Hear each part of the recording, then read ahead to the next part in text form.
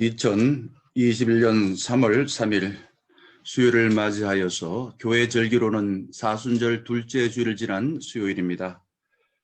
함께 묵상 기도하면서 하나님께 예배를 드리겠습니다. 내 영혼이 내 속에서 피곤할 때에 내가 여호와를 생각하였더니 내 기도가 주께 이르러 사오며 주의 성전에 미쳤나이다.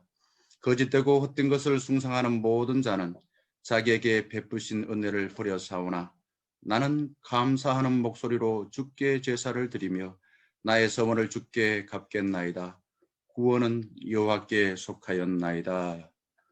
하나님, 저희들을 바쁜 가운데도 하루의 일과를 마친 이후 머리를 숙여 일주일의 중간인 수요일에 하나님께 예배할 수 있도록 은혜 베푼 것 진심으로 감사를 드립니다. 여러 가지 일로 피곤하고 때로는 세상을 살면서 환난 가운데 있을 때에라도 하나님께 예배하여 하나님의 은혜를 듬뿍 받아 우리의 피곤하고 환난 가운데 받은 상처를 회복하여 하나님께서 약속하신 아름답고 존귀한 주의 자녀의 삶이 되게 하여 주시옵소서. 예수 그리스도의 이름으로 간절히 기원하옵나이다. 아멘. 찬송가 312장 찬양하겠습니다. 너 하나님께 이끌리어 일평생 주만 바라며 어려울 때 힘주시고 언제나 지켜주시리. 주 크신 사랑 믿는 자 그 반석 위에 서리라. 너 설레는 맘 가다듬고 희망 중 기다리면서 그 은혜로 신 주의 뜻과 사랑에 만족하여라. 우리를 불러주신 주 마음에 소원하신다. 주 찬양하고 기도하며 내 본분 힘써 다하라. 주 약속하신 모든 은혜 내게서 이루어지리라. 참되고 의지하는 자 주께서 기억하시리. 아멘. 이 시간 우리를 대표하여 박선미 전도사님 기도해 주시겠습니다.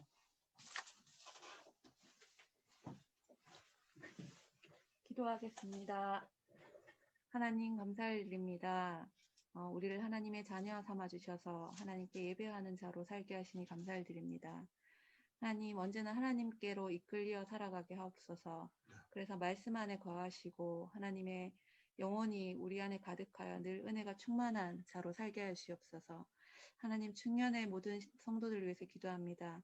늘 말씀 안에 서게 하시고 하나님을 간곡히 부르짖고 찬양하는 자들로 세워주시옵소서.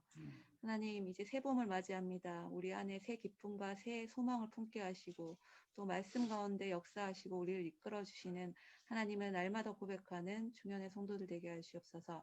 말씀을 선포하시는 목사님 입술 위에 계시면 함께 하시어서 성령으로 붙들어 주시고 임재하여 주시옵소서. 예수님 이름으로 기도드립니다. 아멘. 하나님께서 우리 모두에게 주신 말씀은 시편 9편 1절에서 20절의 말씀입니다. 성경을 찾으시거나 또 앞에 화면을 보시고 함께 마음을 합하여 봉독하겠습니다. 시작. 내가 전심으로 여호와께 감사하며 주의 모든 기이한 일들을 전하리이다. 내가 주를 기뻐하고 즐거워하며 지존하신 주의 이름을 찬송하리니 내 원수들이 물러갈 때에 주 앞에서 넘어져 망함이니이다.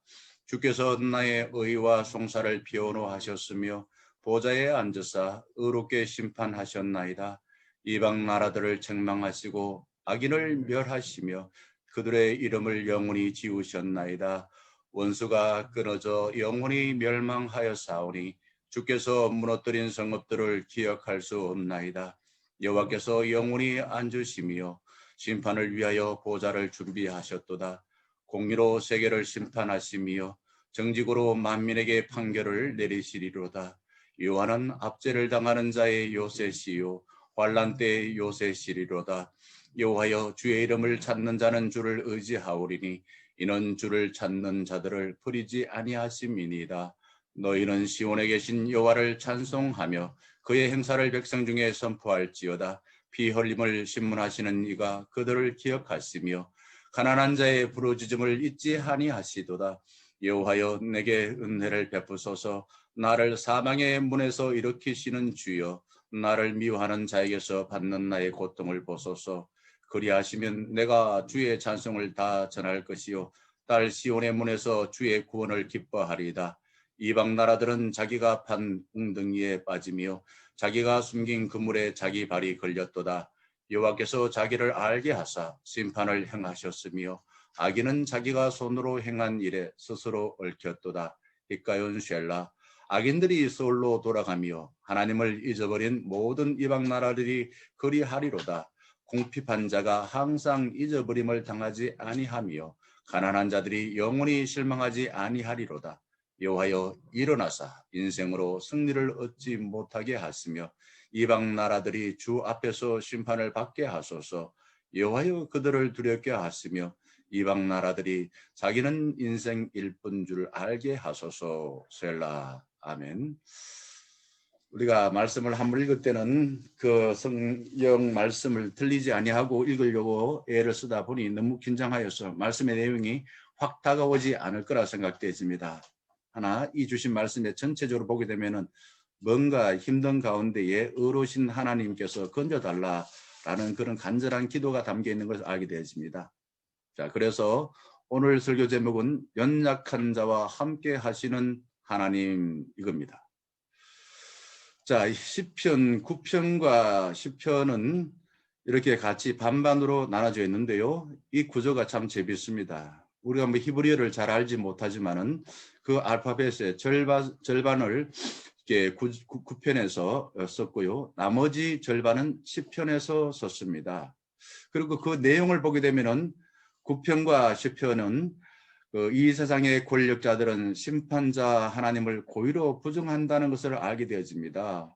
세상의 권력자, 주로 이방 나라 이렇게 했는데 아주 뭐 이기적으로 나만 보여달라 이런 차원이 아니라 그 악한 권세 잡은 자들이라고 말할 수 있습니다. 그들이 그 연약한 자들을 무자비하게 핍박할 뿐만 아니라 하나님을 고의로 부정하고 있다라는 겁니다. 그러나 하나님은 다르시다. 하나님은 다르다 이거죠.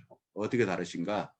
하나님은 가난하고 약한 자들을 압박하고 괴롭히는 악한 질서. 그게 이제 이방 나라라고 볼 수 있죠. 이들을 고발하며 또한 고난당하는 자들의 그 고난을 신원 해결해 주시는 그런 내용이 들어 있습니다. 먼저 9편을 보게 되면은 4개의 구조로 되어 있다는 것을 알 수 있습니다. 첫 번째는 1절에서 4절까지 내용은 보좌에 앉으신 주님, 뭐 의자에 앉아서 가만히 계시는 그런 분이 아니라 하나님 보좌에 앉아 계셔서 이 세상을 정말 세심하게 바라보시고 계시고 또한 하나님의 그 속성인 어떠한 연약한 자들의 송사, 변호를 해주시고 또한 강한 자들을 심판하여서 그들을 멸해 주시는 그런 부분입니다. 한번 봉독해 드리겠습니다. 내가 전심으로 여호와께 감사하며 주의 모든 귀한 일들을 전하리이다. 내가 주를 기뻐하고 즐거워하며 진존하신 주의 이름을 찬송하리니 원수들이 물러갈 때에 주 앞에서 넘어져 망하리이다. 주께서 나의 의와 송사를 변호하셨으며 보좌에 앉으사 의롭게 심판하셨나이다. 전심으로, 전심이라는 것은 있는 힘을 다하여 뭐 힘을만 이야기하는 게 아닙니다. 사람은 육체만 가진 존재가 아니지요. 우리의 몸과 마음과 영혼을 다 모아서 하나님께 감사한다. 이런 의미가 있습니다. 어떤 일이 있었기에 주의 모든 기이한 일들이 있었기 때문에 그렇다. 주의 기이한 일들이 뭔가? 하나님이 하신 사역들이죠. 우리 창세기 하나님께서 창조하셨다.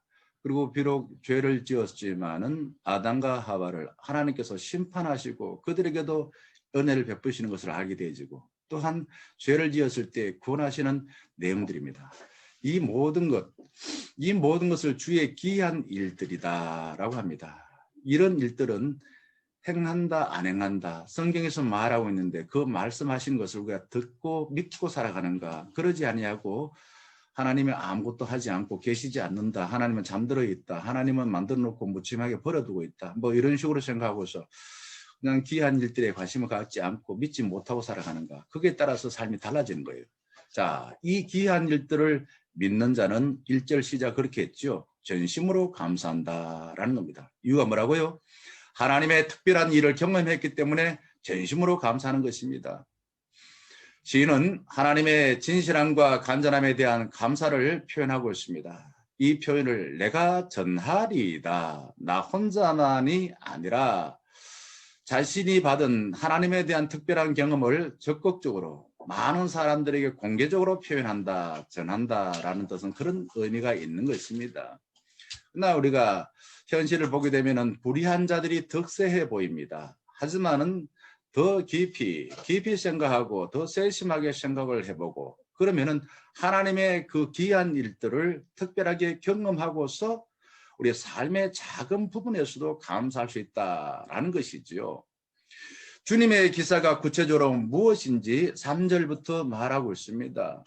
주인은 원수의 핍박을 받고 있었으며 성전에 숨어서 주님의 도움을 구한다 말씀을 듣고 기도하고 예배하는데 주님의 개입하심을 경험하게 되어집니다. 눈에 보이는 그런 핍박받는 환난 가운데 있는 현실에서 낙심하였는데 성전에 숨어서 주의 도움을 구하고 보니 하나님이 우리와 함께 하심을 알고 이 세상을 창조하시고 여전히 또한 악한 자를 심판하시고 또한 연약한 자들을 구원하시는 하나님의 개입하심을 경험하게 되어진다라는 겁니다. 그래서 하나님은 숨어 계신 분이 아니라 말씀과 이름 행동으로 하나님께서 하신 사역인 창조와 또한 심판과 구원의 사역들을 드러내고 계신다라는 겁니다. 결국은 하나님은 약한 자, 연약한 자, 가난한 자의 편이다라는 겁니다. 저는 한때 좋았던 찬양 가운데 주께서 왕위에 오르신다 어떤 하나님에게 그런 왕위에 오르실 때 찬양하는가? 정의의 하나님이시다 이거죠. 정의의 하나님은 오만한 자, 하나님의 뜻을 왜곡시키고 그리고 필요 없이 또한 정말 착하고 연약한 자들을 괴롭히는 그런 오만한 자들을 하나님께서 심판하시기에 정의의 하나님을 찬양하게 되어집니다. 4절 봉독해 드리겠습니다. 주께서 나의 의와 송사를 변호하셨으며 보좌에 앉으사 의롭게 심판하셨나이다 라고 말하고 있습니다. 하나님은 이렇게 의와 송사를 변호하고 의롭게 심판하는 것이 한 번만 그렇게 하는 게 아닙니다. 온 세계 모든 불의한 그러한 일들, 연약한 자들이 당하는 고난에 그 악한 자들로 인하여서 괴롭힘을 당할 때 공정하게 심판하고 계신다는 겁니다. 원수들은 하나님의 개입으로 망하게 되었고 시인의 의로움과 송사들을 하나님께서 의롭게 변호해 주신다라는 겁니다. 7절에 한번 미리 좀 앞당겨서 봉독해 보겠습니다. 여호와께서 영원히 앉으시며 심판을 위하여 보좌를 준비하셨도다. 영원히 앉아 계신다. 영원히 앉아서 졸고 계시는 분이나 세상에 대해서 무관심하고 자기 혼자만의 즐거움에 빠진 그런 하나님이 아니시다 이거죠. 말씀드린 것처럼 심판을 위하여 보좌를 준비하고 계신다라는 겁니다. 여러분, 우리는 하나님을 어떻게 믿고 있습니까? 하나님을 기이한 일을 행하는 분으로 믿고 계십니까? 자, 다음에 우리가 이제 5절에서 8절까지 말씀을 제가 봉독해 드리겠습니다. 이방 나라들을 책망하시고 악인을 멸하시며 그들의 이름을 영원히 지우셨도다. 원수가 끊어져 영원히 멸망하셨사오니 주께서 무너뜨린 성읍들을 기억할 수 없나이다. 여호와께서 영원히 앉으시며 심판을 위하여 보좌를 준비하셨도다. 의로 세계를 심판하시며 주의 정직으로 만민에게 판결을 내리시리라. 자, 지극히 높으신 주님이 어떤 분인지 5절에서 8절까지 말하고 있습니다. 먼저 5절에서 6절까지를 보게 되면은 이러한 하나님은 과거에도 기한 일을 행하셨고 미래도 행하신다. 그래서 영원히 하나님께서 이 기한 일들을 행하신다라는 겁니다. 그러니 이 시인은 하나님이 행하신 기한 옛날 일들을 생각하고 또 앞으로 행하실 기한 일들을 미래도 동일하게 행하실 신실하게 하나님은 일하시는 분이다라고 말하고 있습니다. 그러면서 어떤 일을 하는가? 이방 나라들을 책망한다. 여기 책망한다는 것은 말로만 혼내는 것이 아니라 행동으로 그들의 악한 것을 직접 책망하신다라는 것입니다. 하나님께서 심판을 선고하고 심판을 시행하는 것을 책망한다라는 표현으로 우리에게 말하고 있습니다. 이방 나라와 악인이 평행을 이루고 있는데 결국 이방 나라라는 것은 다 나쁜 게 아니겠지만은 이 악인들 하나님의 뜻을 거역하고 하나님의 행하신 일들을 부정하는 그런 무리들이라고 말하고 있습니다. 자, 이 악인들은 때때로 이방 나라 외적을 가리킬 때 사용하고 있는 것이지요. 시인을 괴롭히는 이 이방 나라의 세력, 악인들은 하나님께서 이름까지도 지워버릴 정도로 진멸하신다. 그래서 사람들이 더 이상 그 악한 자들, 이방 나라 세력 중에서 하나님 뜻을 거역하고 하나님의 심판하심을 부정하는 자들을 그냥 다 심판하여서 기억에서 사라질 정도로 그렇게 아주 심판을 철저하게 하신다라는 겁니다. 5절과 6절 그리고 계속 이어져서 이 하나님께서 심판하시는 것이 일반적인 것에 구체적인 것, 그게 이제 파멸의 초점을 맞춰가지고 어떻게 심판하시는지 우리가 믿도록 하기 위하여서 더 구체적으로 선명하게 말하고 있습니다. 주께서 무너뜨린 성읍에서 무너뜨린다라는 말은 뿌리채 뽑는다라는 뜻인 것입니다.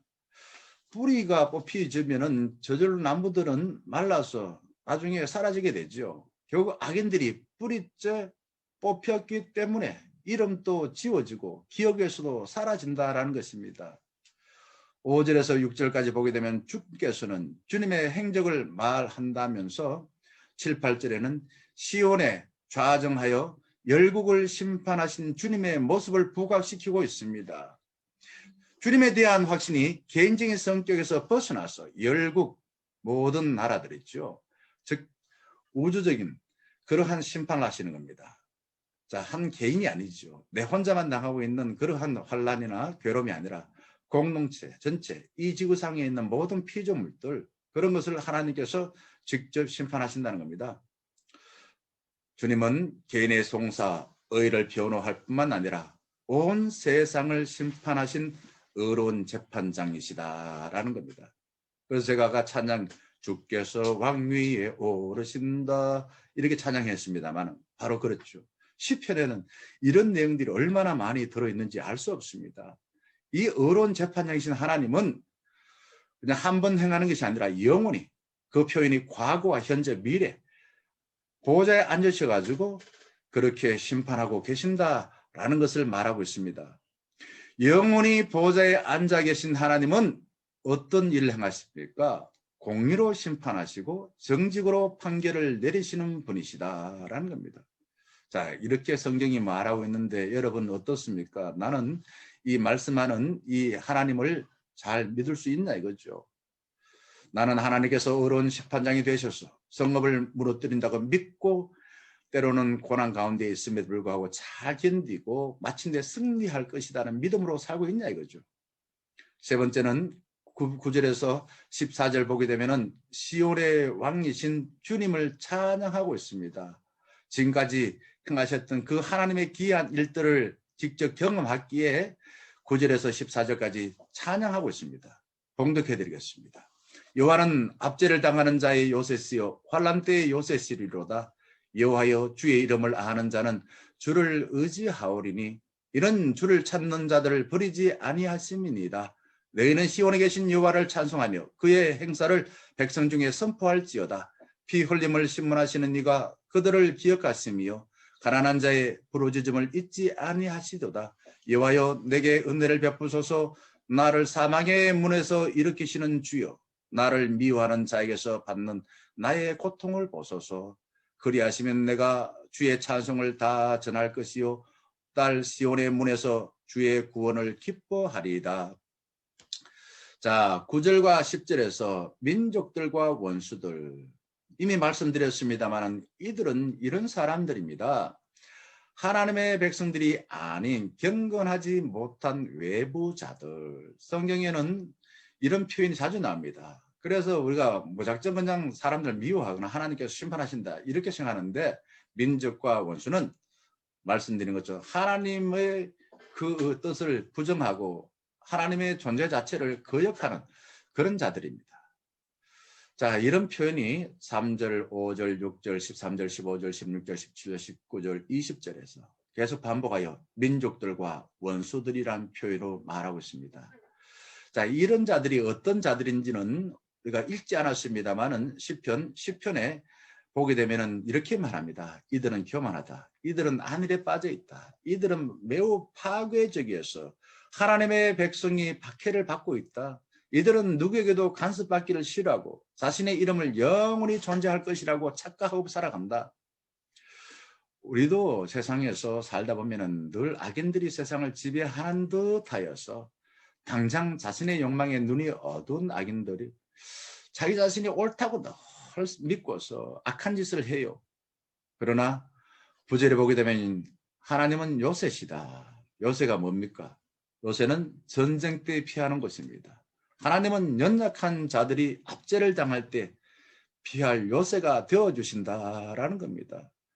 요새, 또 우리가 동물 암탉이 병아리를 품는다. 비슷한 의미죠. 우리 집도 요새와 같은 것이죠. 교회도 요새와 같은 것입니다. 연약한 우리들 압제로부터 구원하시고 우리를 보호해 주신다. 누가요? 하나님께서. 자, 12절에서 무력하고 가련하여 압제를 당하는 자는 좀 더 구체적으로 말하면 고아라든지 무지한 자라든지 연약하여서 상처를 받기 쉬운 자들을 가리키고 있습니다. 이와 비슷한 단어들이 9절, 12절, 18절에 나오겠는데 자, 하나님께서는 이들을 구원하십니다. 이들 구원하는데 막연히 그냥 구하기 때문에만 아니겠죠. 10절 보게 되면 주의 이름을 아는 자라고 말합니다. 마음이 가난하고 또 주님의 은혜를 갈망하는 자, 하나님께서 은혜를 베풀어 주신다라는 겁니다. 주님의 이름을 아는 자는 주님의 속성과 주님의 뜻을 알고 사는 자들을 말하고 있습니다. 여러분, 그러면 나 자신을 한번 생각해 봅시다. 나는 화가 나고 두려울 때 무엇을 의지하여 보호를 받으려고 합니까? 내가 요새처럼 여겼던 것들, 내가 두려워서 화가 났을 때 요새처럼 여겼던 것들이 진정 나를 보호해주고 나를 새롭게 해줍니까? 그러지 못하다면 하나님이 우리 요새로 믿고 그분의 보호를 받아야 되겠죠. 자, 11절에 시온은 성경에 자주 나오는데 바로 주님이 임재하는 하나님 나라의 보좌를 상징하고 있는 것입니다. 시온에 계신 하나님은 멀리 하늘에만 계시지 않고 우리와도 가까이 계십니다. 이게 이제 전지전능하신 하나님, 또한 자비하신 하나님. 그 자비하신 하나님은 정의의 오른팔로 악한 자들을 심판하시고 연약한 자들을 회복해 주십니다. 높여 주십니다. 그래서 하나님을 아는 자들은 시온에 계신 하나님을 찬양해서 나와 함께 하시기를 간절히 소망하는 것입니다. 한번 생각해 봅시다. 나는 언제 어디서든 주님의 임재를 구하며 주님과 동행하는 기도를 합니까? 교회 안에서만 아니라, 교회 안에서는 평안한 것 같지만은 교회 문 열고 나가는 순간부터, 아니 교회 안에서도 역시 그럴 때도 있죠.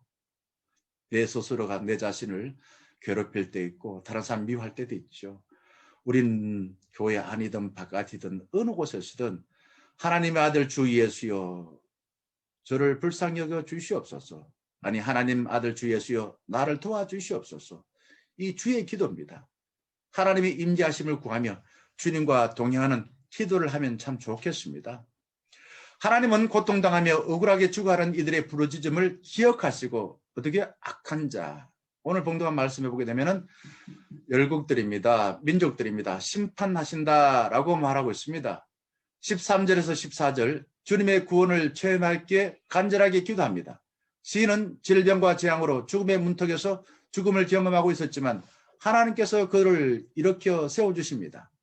이걸 구체적으로는 14절에서 딸 시온의 문을 언급하며 사망의 문과 대조시킵니다. 시온의 문, 하나님 보호자 우편에서 하나님께서 심판하신 그곳, 그 시온의 문은 생명의 문입니다.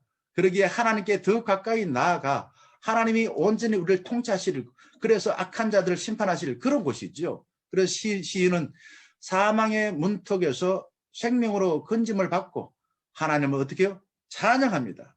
찬양한 분이 입술만 찬양한 게 아니라 늘 우리를 다스려 주시고 우리와 함께 하셔서 우리를 건져주시고 악한 자들을 물리쳐 달라는 그런 의미로 찬양하고 있다 이거죠.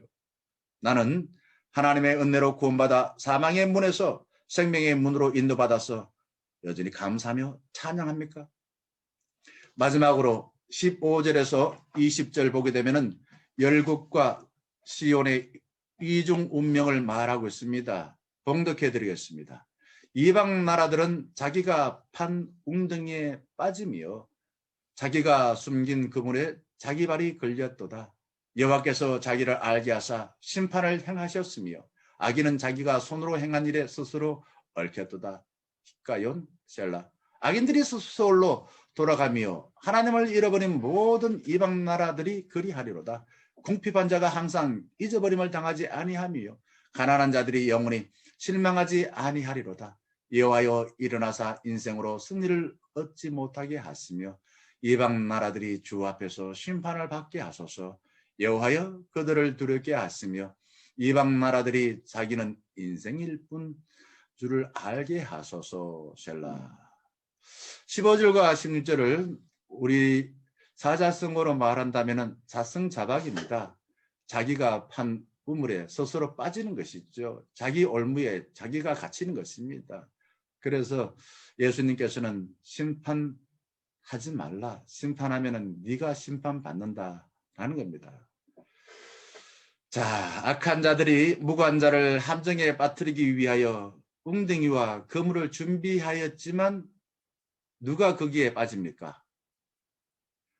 함정, 웅덩이 판 자, 그물을 친 자, 자기 꾀에 빠져서 자기 함정에 걸린다라는 겁니다. 하나님은 약한 자의 어리석음으로 자기 꾀에 빠지게 하여 심판하시는 겁니다. 심판의 목적이 어디 있습니까? 16절, 하나님을 알게 하는 데 있습니다. 심판은 무조건 우리가 하는 일 못하게 하는 그런 데 의미 있는 게 아니라 하나님의 뜻에 순종하고 하나님의 살아계심을 알게 하는 데 의미가 있다라는 그 사실을 기억해야 됩니다. 히가yon 할 때에 이 히가요는 묵상이란 뜻인데 시편을 읽으면서 잠시 멈추고 깊이 생각하는 것입니다. 심판에 고난을 당할 때 하나님께로 더 가까이 나아가야 한다는 사실을 인정하고 우리는 기도합니까? 17절 보게 되면 원수들의 최종의 심판을 간절하게 요구하고 있습니다. 악인들은 하나님을 잊어버린 자들인데요. 하나님을 무시하는 자들이고 하나님을 거부하고 예배하지 않는 자들입니다. 이들이 갈 곳은 자기가 판 우물, 결국 지옥과 같은 소울인 것입니다. 반대로 18절 보게 되면 가난하고 궁핍하고 부당하게 고난받는 의로운 종들입니다. 경건한 자, 하나님을 찾는 자들, 하나님의 구원하심과 도움을 요청하는 자들, 하나님께서 그들을 항상 기억하신다라는 겁니다. 마지막으로 19절에서 20절까지 보게 되면은 인간의 연약성과 무능을 강조하면서 인생들, 그런 엉뚱한 것을 추구하는 미련한 자들, 죽을 수밖에 없는 연약한 자들이다 라는 사실을 말합니다. 원수들은 하나님을 대적하고 주의 백성들을 핍박했기 때문에 자기가 판 우물, 즉 파멸의 길에 들어선다라는 겁니다. 악인들은 하나님의 심판을 통하여서 자신이 아무것도 아닌 것을 인식해야만 됩니다. 악인들.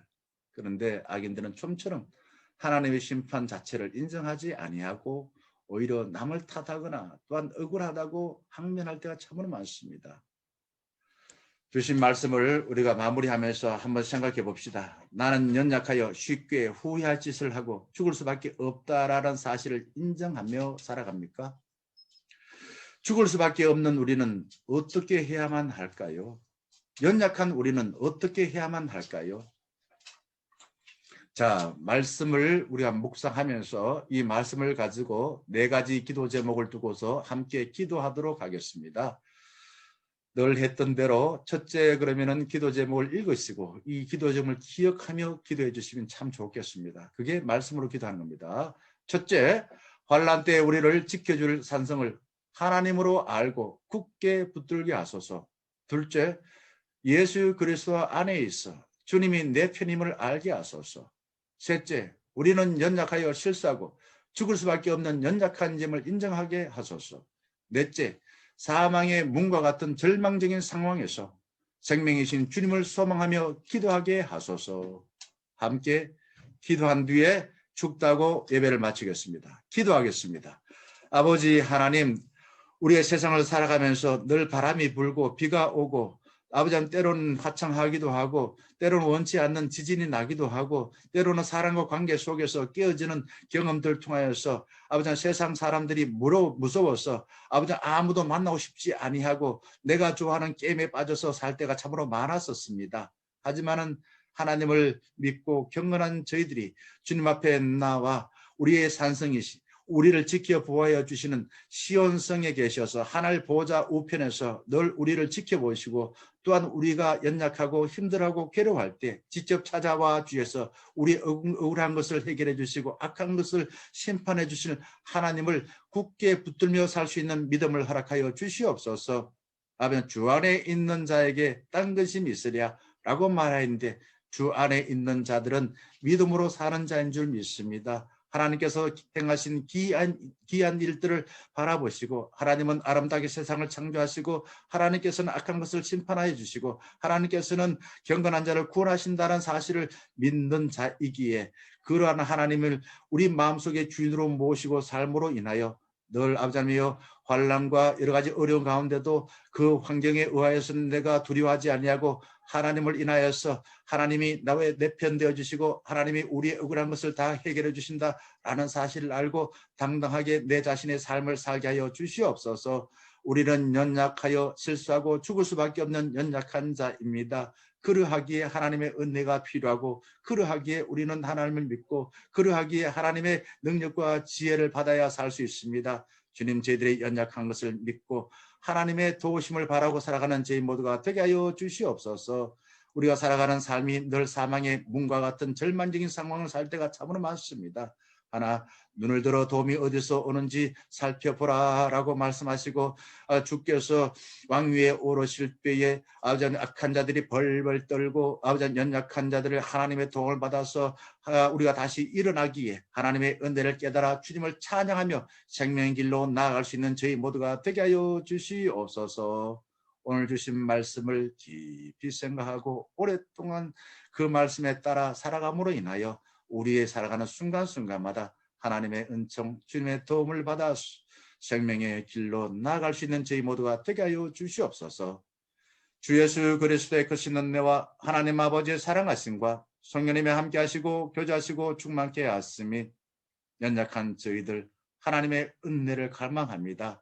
미련한 저희들 눈에 보이는 것이 전부인 줄 알고 하나님을 잊어버리고 두려워하였지만 다시금 우리의 눈이 떠져져서 살아계신 하나님께 바라보며 하나님의 도움을 요청하며 우리를 도와주시고 악한 자를 심판하실 하나님을 굳게 믿고 사망의 문에서 해방되어 생명의 문으로 나아가 우리의 삶이 늘 주님과 함께하여 승리하는 삶이 되기를 삼하는 머리 숙인 중년 가족 위에 이제부터 늘 함께 하시기를 간절히 축원하옵나이다.